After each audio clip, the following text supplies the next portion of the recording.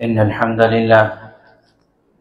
لله وكفى وسلام على عباده الذين اصطفى وعلى آله وأصحابه الذين هم نجوم الهدى وقادة التقى أما بعد فأعوذ بالله من الشيطان الرجيم بسم الله الرحمن الرحيم لقد نصركم الله في مواطن كثيرة ويوم حنين إذ أعجبتكم كثرتكم فلم تغن عنكم شيئا وضاقت عليكم الأرض بما رحبت ثم وليتم مدبرين ثم أنزل الله سكينته على رسوله وعلى المؤمنين وأنزل جنودا لم تروها وعذب الذين كفروا وذلك جزاء الكافرين ثم يتوب الله من بعد ذلك على من يشاء والله غفور رحيم صدق اللہ العظیم۔ میرے محترم بزرگ دوستو، اللہ کے نبی صلی اللہ علیہ وسلم کی مبارک زندگی اور سیرت کا تذکرہ چل رہا ہے، اور سن 8 ہجری کے واقعات میں فتح مکہ کا واقعہ چل رہا ہے، جس کا اللہ تبارک و تعالی نے وعدہ فرمایا تھا انا فتحنا لک فتحا مبینا میں کہ آپ کو فتح مبین ہم نے آپ کو عطا کی ہے۔ تو وہ فتح مبین ایک تو فتح مکہ کی شکل میں، ایک اسلام کی دعوت سارے عرب میں، بلکہ اس وقت کی موجودہ دنیا میں پھیلنے کی شکل میں تھی۔ اسی طرح اللہ تبارک و تعالی نے مال غنیمت کا وعدہ فرمایا تھا، وعدکم اللہ مغانم کثیرا، کہ بے شمار مال غنیمت کا وعدہ فرمایا۔ تو ایک تو فتح خیبر کی شکل میں مال غنیمت، اور اس کے علاوہ ایک اور واقعہ جس کا اب تذکرہ آئے گا، حنین کا واقعہ پیش آیا، جس کے بعد اللہ تبارک و تعالی نے مال غنیمت کے وعدے کو بھی پورا فرمایا۔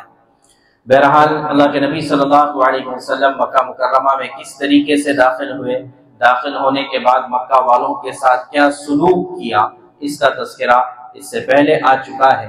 اللہ کے نبی صلی اللہ علیہ وسلم بیت اللہ کے پاس سے اعلان کرنے کے بعد آپ کوہ صفا پر آپ چلے گئے، اور وہاں پر آپ نے بیت اللہ کی طرف رخ فرمایا اور بہت دیر تک دعائیں کرتے رہے، اور بہت دیر تک دعائیں کرنے کے بعد اب پھر اس کے بعد وہیں پر اللہ کے نبی صلی اللہ علیہ وسلم تشریف فرما ہوئے، اور اسی موقع پر وہ واقعہ پیش آیا کہ انصار میں سے بعض لوگوں نے یہ کہہ دیا کہ اب تو مکہ فتح ہو گیا ہے، تو لہٰذا ممکن ہے اللہ کے نبی صلی اللہ علیہ وسلم یہیں پر مکے میں قیام فرمائیں۔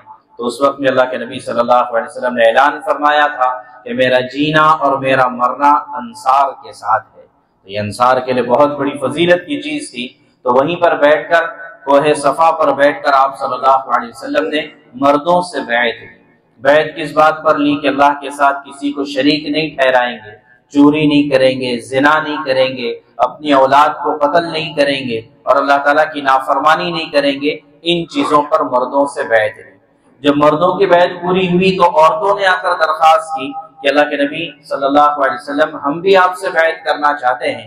تو چونکہ اس سے پہلے کبھی عورتوں سے بیعت نہیں لی گئی تھی، تو اس وجہ سے باقاعدہ قرآن کی آیت نازل ہوئی، یا ایھا النبی اذا جاءک المؤمنات یبایعنک علی الا یشرکن باللہ شیئا ولا یسرقن ولا یزنین ولا یقتلن اولادہن ولا یأتین ببہتان یفترینہ بین ایدیہن وارجلہن ولا یعصینک فی معروف فبایعہن واستغفر لہن اللہ، کہ اے اللہ کے نبی ان باتوں پر اگر عورتیں بھی بیعت کرنے کے لیے تیار ہو جائیں تو آپ ان سے بیعت فرمائیں اور اللہ سے ان کے لیے استغفار کیجیے کہ اللہ تبارک تعالیٰ بھی معاف کرنے والے ہیں۔ البتہ عورتوں اور مردوں کی بیعت میں فرق یہ ہوتا تھا، اور اب بھی اس فرق کو ملحوظ رکھا جاتا ہے، وہ یہ کہ مرد تو ہاتھ میں ہاتھ ڈال کر بیعت کرتے تھے، اور اللہ کے نبی صلی اللہ علیہ وسلم نے کبھی کسی عورت سے مصافحہ نہیں فرمایا، کبھی کسی عورت کو، نامحرم عورت کو ہاتھ بھی نہیں لگایا۔ تو اس کی ترتیب یہ ہوتی تھی کہ اللہ کے نبی صلی اللہ علیہ وسلم کپڑے کے ایک سرے کو آپ پکڑ لیتے، اور اگلا سرا جو ہے وہ عورتوں کے درمیان تقسیم ہوتا تھا، کپڑے کے ذریعے سے بیعت لی جاتی تھی۔ یا دوسرا طریقہ بعض روایتوں میں آتا ہے کہ اللہ کے نبی صلی اللہ علیہ وسلم ایک پانی کا پیالہ منگاتے اور اس میں اپنا دست مبارک ڈال دیتے، اور پھر اس پیالے کو عورتوں کے درمیان گھمایا جاتا، اور عورتیں بھی اس پیالے میں اپنا ہاتھ ڈال دیتی، تو یہ عورتوں کی بیعت ہو جاتی۔ تو اللہ کے نبی صلی اللہ علیہ وسلم نے وہاں پر عورتوں سے کپڑے کے ذریعے سے بیعت فرمائی۔ آج بھی بزرگان دین بیعت فرماتے ہیں تو وہ رسی کے ذریعے سے یا کپڑے کے ذریعے سے بیعت ہوتی ہے، تو یہ بھی اس سنت کو ملحوظ رکھا جاتا ہے۔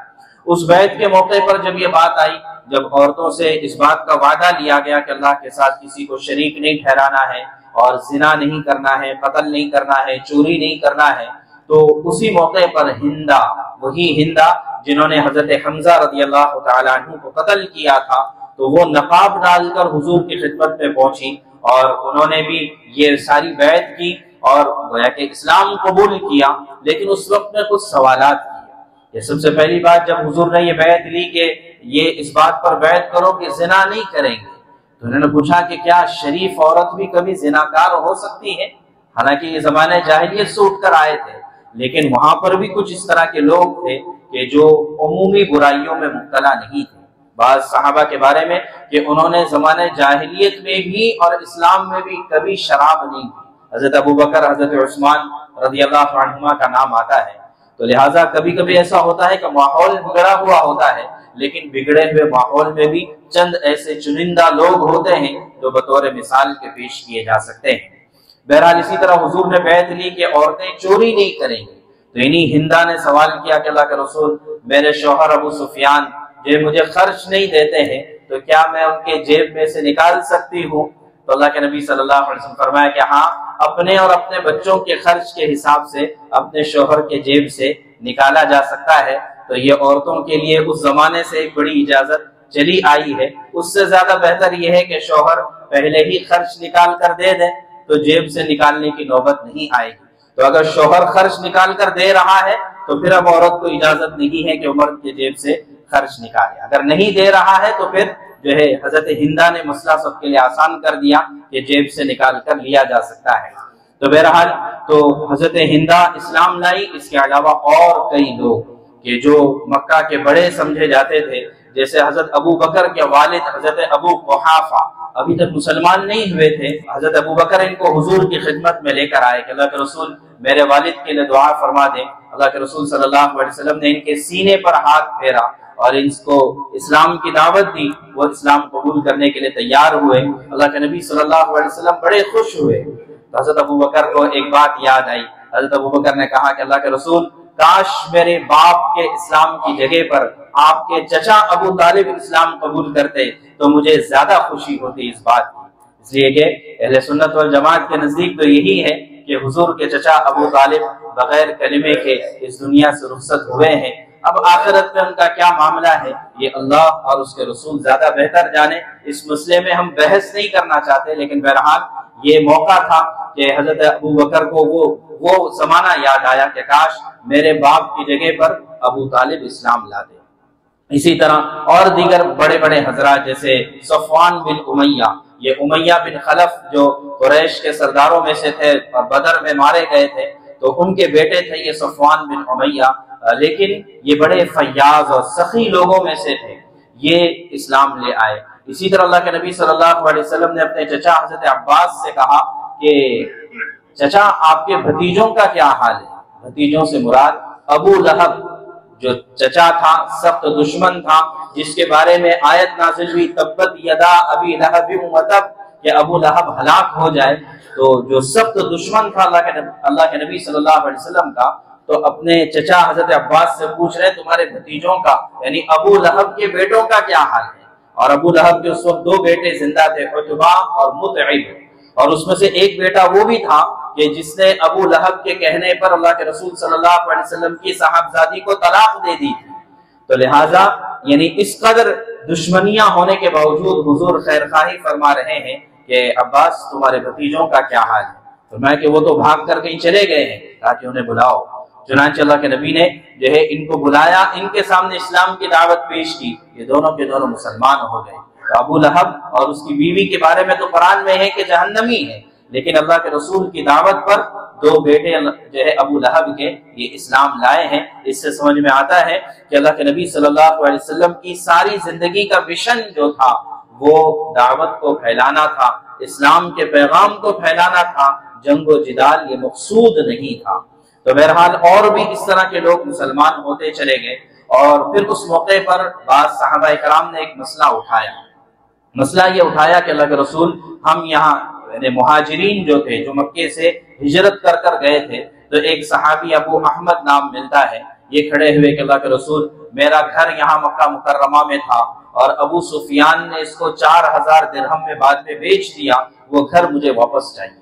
اور کچھ مہاجرین نے سوال کیا کہ اللہ کے رسول ہاں ہمارے گھر تو یہیں پر تھے، ان مشرکین مکہ نے ان پر قبضے کیے، ان کو بیچ دیا، اس کو مال غنیمت سمجھ لیا، تو اب ہمارے گھر ہمیں واپس چاہیے۔ اللہ کے نبی صلی اللہ علیہ وسلم نے اعلان فرمایا کہ جو اللہ اس کے رسول کے نام پر ہم نے جو کچھ چھوڑ دیا ہے اب اسے واپس لینے کی ہم تمنا نہیں کریں گے۔ اور وہ حضرت ابو احمد جو تھے ان کو قریب بلایا اور ان سے کہا کہ تم یہ مطالبہ نہ کرنا، میں تمہیں جنت میں گھر دلانے کا وعدہ دیتا ہوں۔ چنانچہ جو ہے انہوں نے اپنا مطالبہ واپس لے لیا۔ تو اس طریقے سے ایک ابھرتے ہوئے مسئلے کو اللہ کے نبی صلی اللہ علیہ وسلم نے حل فرما دیا۔ پہلا دن گزر گیا تو دوسرے دن میں ایک اہم واقعہ پیش آیا، وہ یہ کہ قبیلہ بنو خزاعہ جو مسلمانوں کی طرف سے ابھی تک مسلمان نہیں ہوئے تھے پوری طرح سے، اور ایک دوسرا قبیلہ تھا حذیلی قبیلہ۔ تو خزاعہ کے ایک آدمی نے حذیلی کے ایک آدمی کو قتل کر دیا، اس وجہ سے کہ زمانہ اس سے پہلے ان کے قبیلے کے ایک آدمی نے ان کے رشتہ دار کو قتل کیا۔ اللہ کے نبی صلی اللہ علیہ وسلم کے پاس معاملہ آیا تو اللہ کے نبی صلی اللہ علیہ وسلم باقاعدہ بیت اللہ کے پاس خطبہ دینے کے لیے کھڑے ہوئے اور یہ فرمایا کہ دیکھیے کہ یہ مکہ حرم ہے، یہاں پر کسی کا قتل کرنا جائز نہیں، یہاں تک کہ درختوں کو اکھاڑنا جائز نہیں، گھاس کو اکھاڑنا جائز نہیں، اور یہ ایسے ہی قابل احترام ہے جیسے کہ ابراہیم علیہ السلام نے اس کو قابل احترام بنایا تھا۔ اور اگر تم سے کوئی یہ کہے کہ محمد صلی اللہ علیہ وسلم نے حرم میں قتال کیا ہے، چونکہ حضرت خالد بن ولید جب مکہ آ رہے تھے تو وہاں پر ایک جھڑپ ہوئی تھی، اس کا تذکرہ پہلے آیا، تو کوئی حضور نے فرمایا غلط فہمی کو دور کیا کہ کوئی یہ سمجھے گا کہ میں نے قتال کیا تھا اس وجہ سے دوسروں کے لیے بھی جائز ہو گیا۔ فرمایا کہ نہیں، یہ جائز نہیں ہے، مکہ میں کسی کا قتل نہیں کیا جائے گا۔ اور فرمایا کہ آج کے بعد کوئی کسی کا اگر قتل کرے تو دو باتوں کا اختیار ہوگا، یا تو قاتل کو بھی اس کے بدلے میں قصاص میں قتل کیا جائے گا، یا پھر اگر رشتہ دار معاف کرتے ہیں تو اس کا خون کی قیمت دینی پڑے گی، یعنی 100 اونٹ اس زمانے میں ایک آدمی کے خون کی قیمت ہوتی تھی۔ تو اللہ کے نبی صلی اللہ علیہ وسلم نے اپنی طرف سے اعلان فرمایا کہ یہ جو حذیلی کا قتل ہوا ہے میں اپنی طرف سے 100 اونٹ اس کے خون کی قیمت میں ادا کروں گا، لیکن آئندہ کبھی کوئی کسی طریقے سے مکہ میں کسی کا قتل نہیں کرے گا۔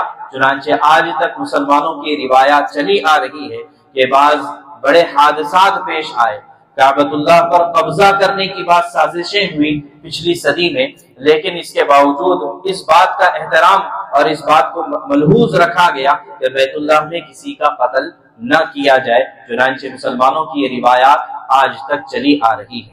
بہرحال اللہ کے نبی صلی اللہ علیہ وسلم نے اس طریقے سے 15 دن تقریباً مکہ مکرمہ میں قیام فرمایا اور اسی طریقے سے لوگوں کو اسلام کی دعوت دیتے رہے۔ اطراف کے جو قبیلے والے تھے، اسی طرح اطراف میں بڑے بڑے بت خانے تھے، عزا کا ایک بہت بڑا بت خانہ تھا، منات کا ایک بہت بڑا بت خانہ تھا، سوا کا ایک بہت بڑا بت خانہ تھا۔ اللہ کے نبی صلی اللہ علیہ وسلم نے حضرت خالد بن ولید کو، عمر بن عاص کو اور اسی طرح دیگر صحابہ کو روانہ فرمایا کہ اب ان بتوں کو ختم کر دینا ہے، اس لیے کہ یہ اب دارالاسلام بن چکا ہے۔ دیکھیے اس زمانے کے حالات ایسے تھے کہ ایک جگہ کی بات دوسری جگہ پر پہنچنا اتنا آسان نہیں تھا، تو اس وجہ سے جب ایک جگہ دارالاسلام قرار دیا گیا، مسلمانوں کی حکومت وہاں پر قائم ہو گئی، تو اب وہاں پر وہ جس طرح کا قانون نافذ کرے اس کا اختیار تھا اس کو۔ لیکن آج کے زمانے میں ظاہر ہے کہ اگر کہیں پر مسلمانوں کی حکومت بھی ہے لیکن ایک جگہ کے حالات دوسری جگہ پر فوراً معلوم ہو جاتے ہیں اور ایک دوسرے کی بھاونائیں جو ہے دیگر مذاہب والوں کی یہ کہیں نہ کہیں متعلق ہوتی ہے، تو اب یہ مسئلہ علماء کے درمیان زیر بحث ہے کہ اس طریقے سے اگر کسی کے بت خانے دیگر مذاہب کے بت خانے اگر موجود ہیں تو کیا آج بھی ان بت خانوں کو توڑا جائے گا یا نہیں توڑا جائے گا؟ بیت اللہ میں تو وہ تو اللہ کا گھر تھا، وہاں پر تو توڑنا ضروری تھا، لیکن اگر کہیں اور بت خانے بنے ہوئے ہیں تو کیا مسلمان ان بت خانوں کو توڑیں گے یا نہیں توڑیں گے؟ آج کے زمانے میں یہ مسئلہ علماء کے درمیان ہے۔ اس کو اس طریقے سے نہیں لینا چاہیے کہ جو بھی ہمیں بت خانہ مل گیا یا جو بھی بت مل گیا تو اس کو ہم توڑیں گے اور سنت ابراہیمی کو زندہ کریں گے۔ نہیں، آج کی تاریخ میں اس ترتیب پر عمل نہیں کیا جائے گا، یہ ایک مستقل بحث کا موضوع ہے۔ بہرحال، اور اسی موقع پر اللہ کے نبی صلی اللہ علیہ وسلم نے تقریباً 15 لوگوں کے بارے میں اعلان کر دیا کہ یہ جہاں کہیں بھی ملے ان کو قتل کر دیا جائے، اس لیے کہ یہ بڑے مجرم تھے اور انہوں نے اللہ کے نبی صلی اللہ علیہ وسلم کی شان میں بڑی بڑی گستاخیاں کی تھی۔ تو ان 15 لوگوں کے بارے میں فرمایا کہ جہاں ملے وہاں پر ان کو قتل کر دینا ہے۔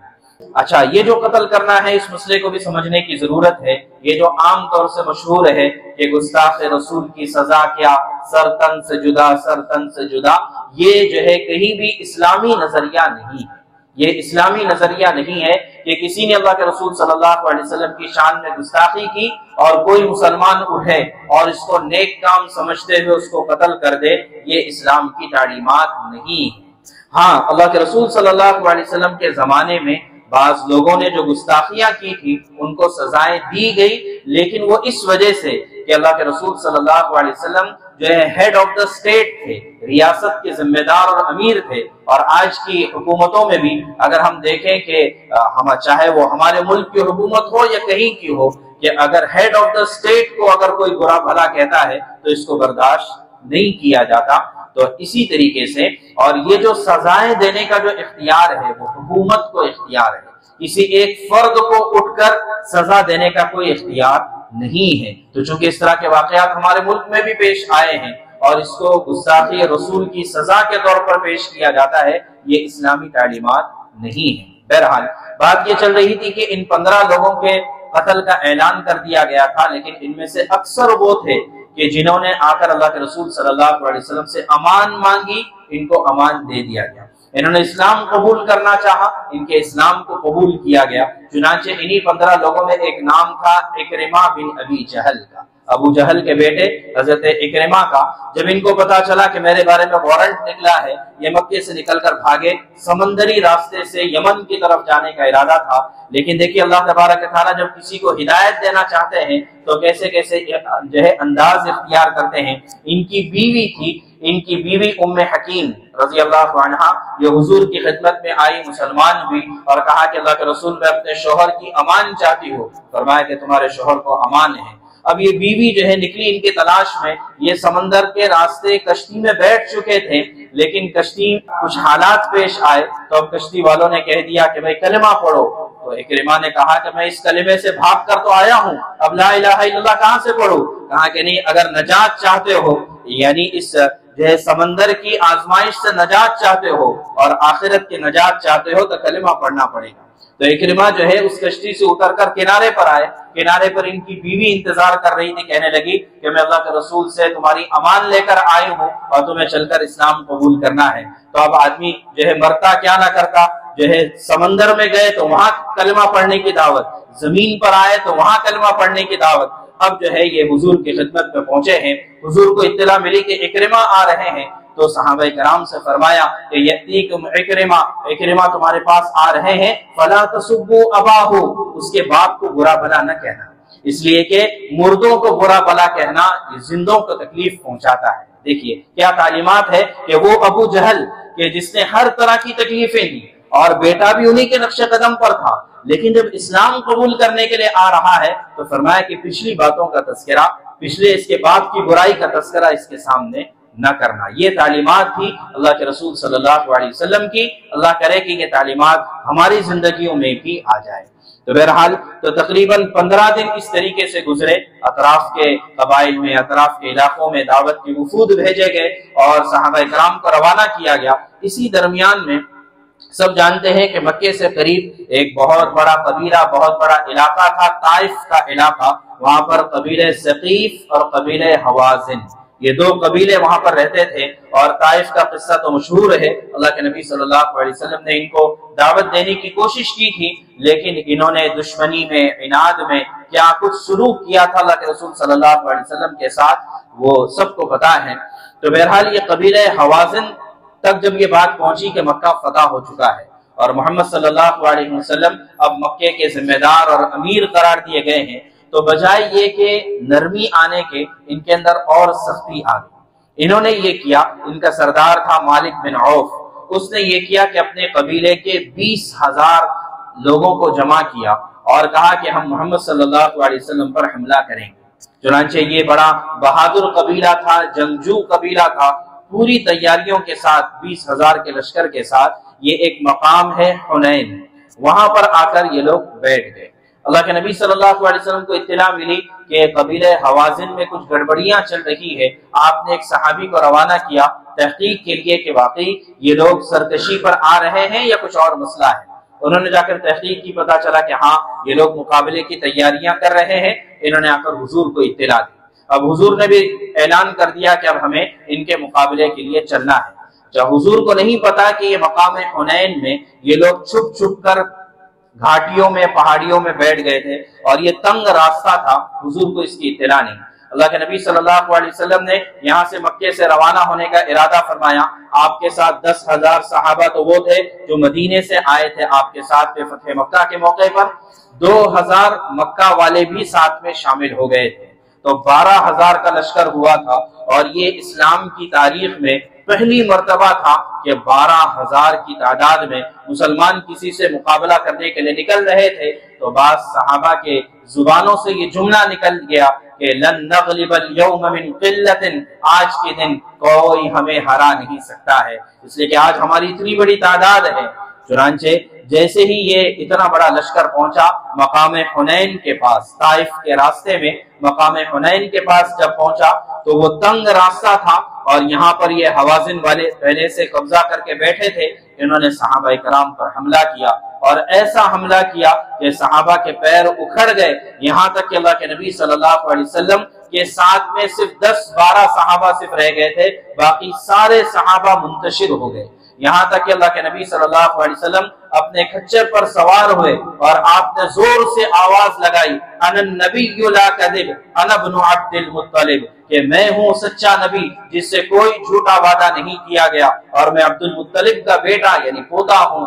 آپ نے اعلان کیا تو جب حضور کی آواز صحابہ کے کانوں تک پہنچی تو بالکل جیسے کہ ہوش آ گیا، تو اچانک پھر جو ہے صحابہ دوبارہ لوٹ کر آئے، پھر مقابلہ ہوا، پھر جو ہے یہ قبیلہ حوازن کو جو ہے پسپا ہونا پڑا، شکست کھانی پڑی۔ لیکن یہ ایک چھوٹی سی چوک صحابہ کرام کے زبانوں سے صرف یہ نکلا تھا کہ آج کے دن ہمیں کوئی ہرا نہیں سکتا ہے۔ اس پر قرآن کی آیت نازل ہوئی کہ لقد نصرکم اللہ فی مواطن کثیرہ، اللہ تبارک تعالیٰ نے بے شمار جگہوں پر تمہاری مدد کر دی ہے، ویوم حنین، اور حنین کے موقع پر بھی اللہ نے مدد کی۔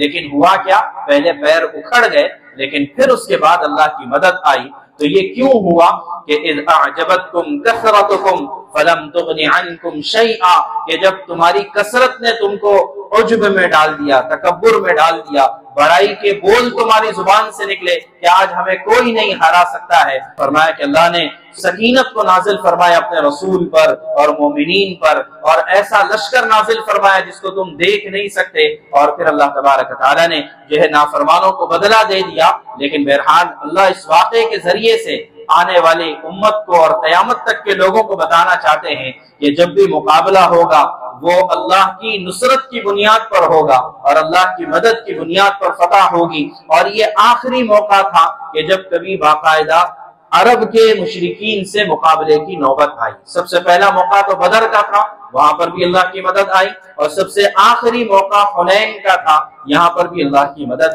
آئی۔ بہرحال پھر اس کے بعد وہ قبیلہ واپس طائف کی طرف چلا گیا، اور طائف میں بڑے بڑے قلعے تھے اور انہوں نے پہلے سے وہاں پر اناج کا ذخیرہ کر رکھا تھا۔ حضور بھی طائف ان کے پیچھے پہنچے۔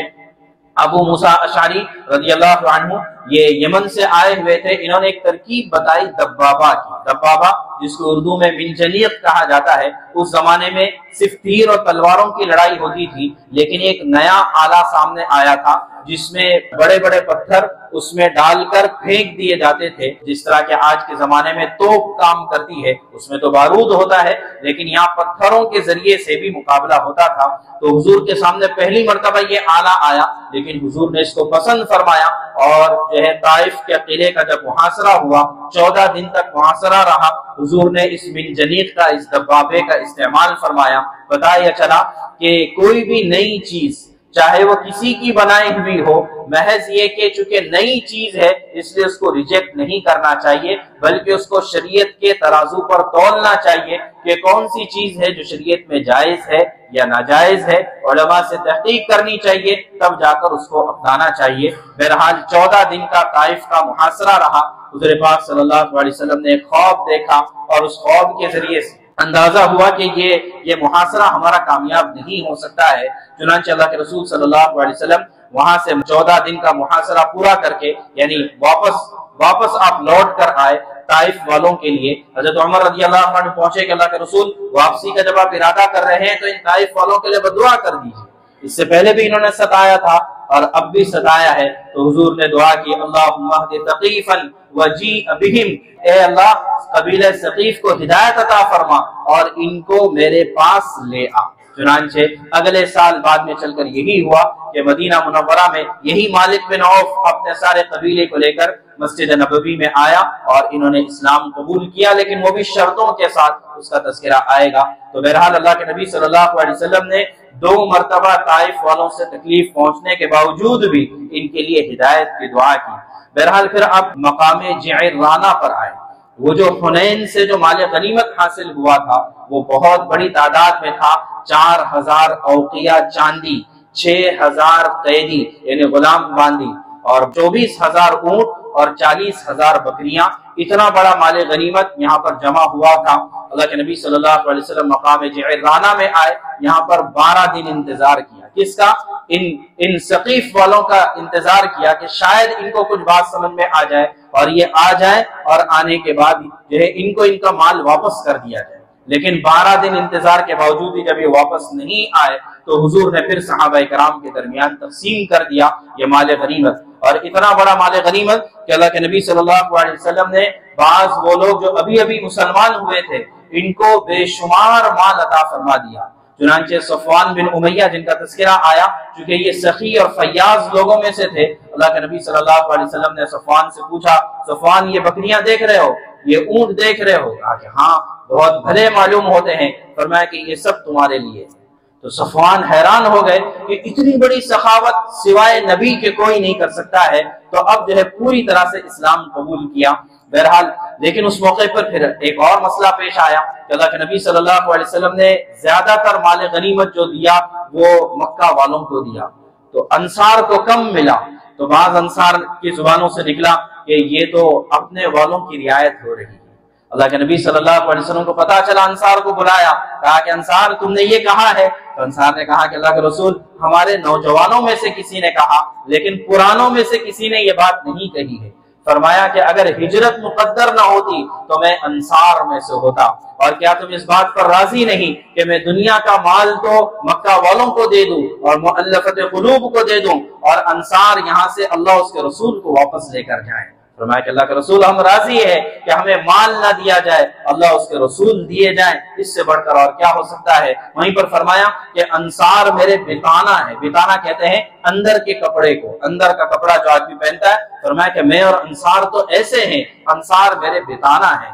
تو بہرحال اچھا جب مال غنیمت تقسیم ہو گیا تو ایک عجیب واقعہ پیش آیا کہ قبیلہ بنو سعد جس میں اللہ کے نبی صلی اللہ علیہ وسلم کی تربیت ہوئی تھی بچپن میں، یہ آیا اور انہوں نے آ کر کہا کہ اللہ کے رسول ہم مسلمان ہونا چاہتے ہیں، اور اسی میں حضرت حلیمہ سعدیہ رضی اللہ عنہا جنہوں نے دودھ پلایا تھا یہ تشریف لائی، اسی میں حضور کی بڑی بہن رضائی بہن شیبہ یا شیما نام آتا ہے، یہ آئی۔ تو صحابہ نے پہلے روکنا چاہا کہ کون عورت ہے حضور کے پاس آئی، کہا کہ میں تمہارے نبی کی بڑی بہن ہوں اور انہوں نے بچپن میں مجھے فلاں جگہ پر کاٹا تھا، دیکھو اس کا نشان آج تک باقی ہے۔ حضور کو اطلاع ہوئی، حضور نے اپنی چادر بچھائی، اپنی ماں کو بٹھایا، اپنی بہن کو بٹھایا اور بہت سارا مال غنیمت دیا، اسلام پیش کیا، انہوں نے اسلام قبول کیا اور پھر ان کو اختیار دیا کہ اماں آپ جہاں رہنا چاہیں، آپ اگر میرے ساتھ رہنا چاہتی ہیں میں آپ کو اپنے ساتھ لے جانے کے لیے تیار ہوں، اور اگر آپ اپنے قبیلے کے ساتھ رہنا چاہتی ہیں